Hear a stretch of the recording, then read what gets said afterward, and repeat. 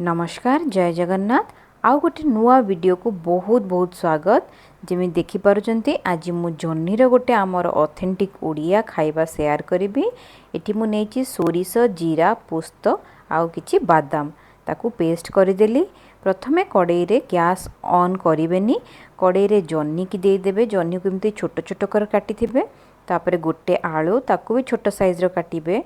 आ गोटे पियाज आ गोटे टमाटो कटा किछि रसुण आमे पेस्ट करिथिबे। सोरिष बेसर मसला लूण हलदी कंचा लंका सोरिष तेल सबू को भल करी एबे मिक्स करदबा। एपर्यंत मु गैस भी ऑन करिनी सेटा ध्यान रखिबे।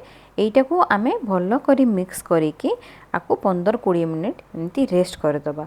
एटा गोटे बहुत इजी रेसिपी बहुत ही कम टाइम रे बनी जिवो। आउ किछि कसा कसी किछि दरकार नै।